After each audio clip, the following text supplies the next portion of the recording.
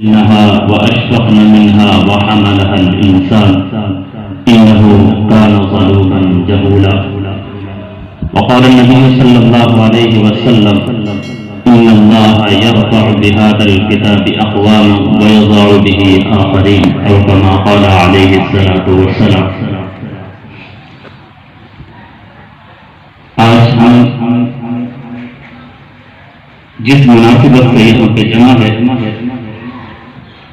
وہ جناب عثمانی صاحب کے صاحبزادے کے ختم قرآن کا ایک پروگرام میں محفل ہے.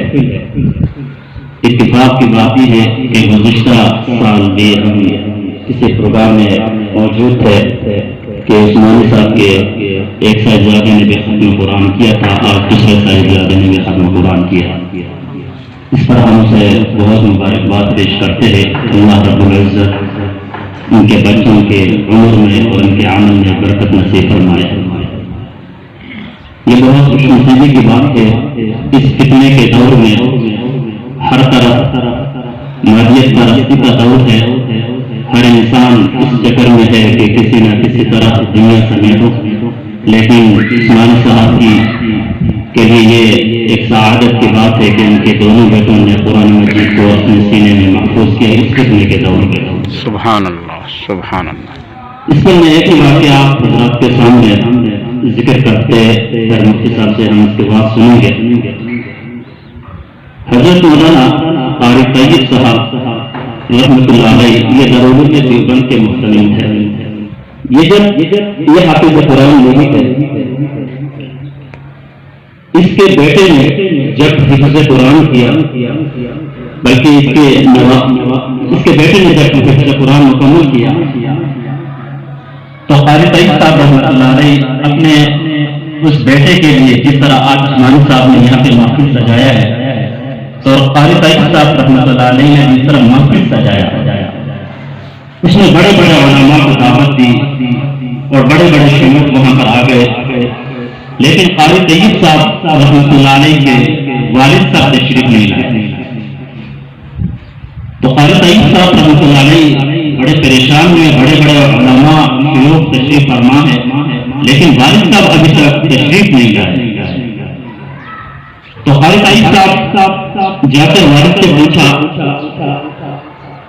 کہ حضرت کے سارے لوگ تشریف لا چکے. کہا کہ آپ کے بیٹے نے حفظ مکمل کیا ہے میرے بیٹے نے تو نہیں کیا. میں اس وقت خوش ہوں گا جب آپ بھی حافظ قرآن بنو گے تب میرے لیے خوشی ہے. آپ کے بچے نے حفظ کیا کل کو آپ کے لیے شفاعت کرے گا میرے کیا بنے گا.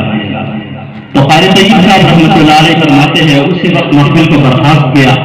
پھر میں نے حفظ شروع کر لی. اگلے سال میں نے بھی حفظ مکمل کیا اور اپنے بچوں کے ساتھ بیٹھ کر بھی اس محفل کو سجایا ہے.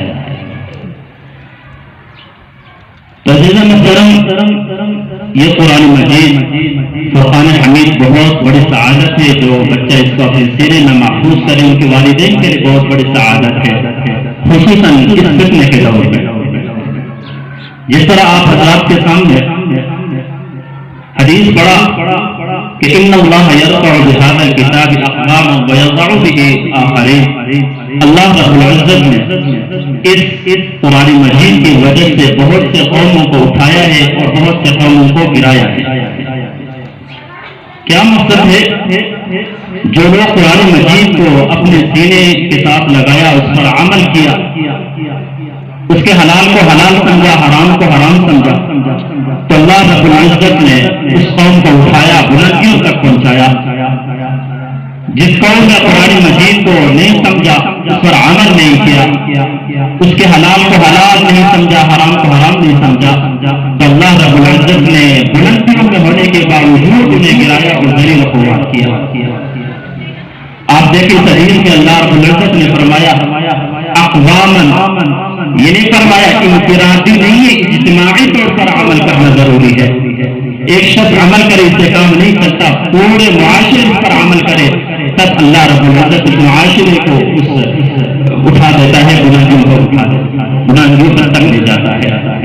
تو ہمارے لیے یہ ضروری ہے کہ اس فتنے کے دور میں جہاں میری صلاۃ و سلام رات کو ایمان کے ساتھ سوئے گا، صبح کافر ہو جائے گا، صبح اپنے گھر سے ایمان کی حالت میں نکلے گا، رات کو گھر میں لوٹے گا تو کفر کی حالت میں لوٹے گا۔ تو اس سے کیا مقصد ہے؟ وہ فتنہ یہ ہے، اور آپ نے فرمایا ایک وقت ایسا آئے گا کہ وہاں اس وقت اپنے ایمان کو بچانا اتنا مشکل ہوگا جس طرح انگارے کو اپنے ہاتھ میں لینا ہے۔ تو لہٰذا اب ہمارے لیے یہ ضروری ہے کہ ہم اپنے بچوں کو دین سکھائے، قرآن مجید کے ساتھ ان کو قرآن مجید حفظ کروائے، قرآن مجید ان کو پڑھائے، ان کو سمجھائے، اور یہی ہمارے لیے آخرت میں نجات کا ذریعہ بنے گی۔ اللہ